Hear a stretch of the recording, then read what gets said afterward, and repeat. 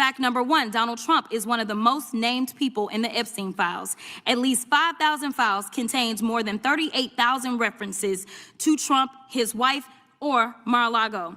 Fact number two, Jeffrey Epstein and Ghislaine Maxwell made young girls available to Trump on multiple occasions. For example, according to this file, Ghislaine Maxwell presented a young girl to President Trump who spent more than 20 minutes apparently flirting with her.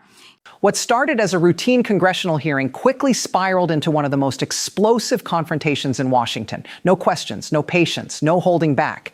In a stunning moment, Congresswoman Jasmine Crockett refused to even engage with the witness, declaring that the truth was already being avoided. Instead, she did something unexpected. She turned to simple questions of right and wrong, and then unleashed a relentless takedown of the Department of Justice, accusing it of corruption, obstruction, and protecting powerful figures. But that wasn't all. What followed included shocking claims involving Jeffrey Epstein, the Justice Department, and even references to Donald Trump that left the room in complete silence.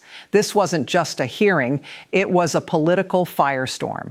And what you're about to watch is the moment everything went off script. To be clear, I'm not going to ask any questions of this witness because this witness has revealed that she has no intentions of answering questions. But instead, I'm going to ask some very basic questions really quickly of my colleague, Becca Ballant, if she will answer. Right or wrong, raping children? Wrong. Right or wrong, killing random citizens?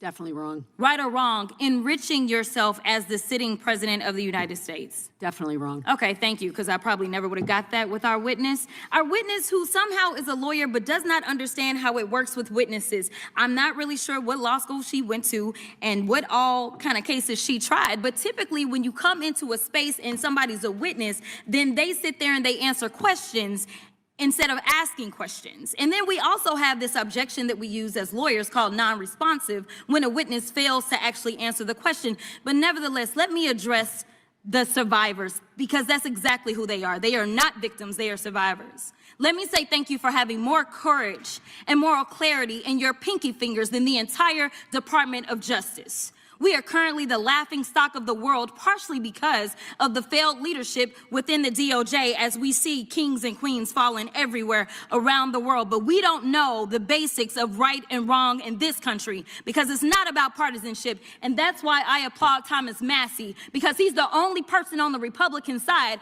that has a backbone and knows how to stand up to corruption. But nevertheless, let me keep going.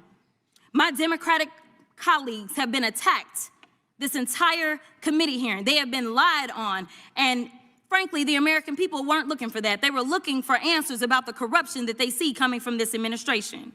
In the written testimony of this witness, of this particular witness, she stated that when she took office, she had two main goals. The first was to end the weaponization of justice, and second, to return the department to its core mission. Not only have you lied about both, you've intentionally done the exact opposite. You're spending more taxpayer resources arresting journalists than you are prosecuting pedophiles and creeps. In fact, your boss, the President of the United States, stated that this administration, quote, took the freedom of speech away. And at your direction, DOJ has arrested Don Lemon and Georgia Fort. And I might add that y'all actually had a judge that rejected y'all for trying to arrest Don Lemon before, just like the grand jury rejected y'all as it relates to Senator Kelly, just like a grand jury rejected y'all as it relates to Senator Slotkin, just like the case against Tish James was dismissed and the case against Mr. Comey was dismissed. I completely don't get how it is that you're sitting at the top of DOJ because you don't seem to be good at your job. You're spending more taxpayer resources arresting these journalists. In fact, we know after Georgia Fort and Don Lemon were arrested, we know that there were homes of journalists that were raided. We know that threatened prosecution against students protesting your actions and forced tech companies to remove apps used to track ISIS activities. But let's circle back to you protecting pedophiles and creeps, because I want to talk about the president and his possible involvement with Jeffrey Epstein. Now, I don't know what the president might have done with Jeffrey Epstein, but unlike this administration, I believe that facts matter. So let's talk about the facts. Fact number one, Donald Trump is one of the most named people in the Epstein files.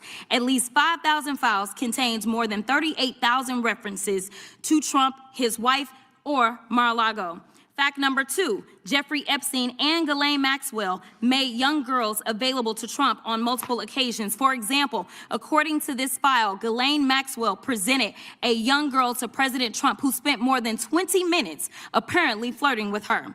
Here's another example. This shows notes from FBI investigators that describe Jeffrey Epstein transporting a victim to Mar-a-Lago to meet with President Trump, where he bragged to Trump that, quote, "This is a good one." Now, I'm not saying that the president is a pedophile, but there is a lot of evidence in these files that suggests that he's very close friends with a lot of men who are pedophiles. What's crazy about all of this is just that this is a big cover-up. And this administration is engaged in it. In fact, this administration is complicit.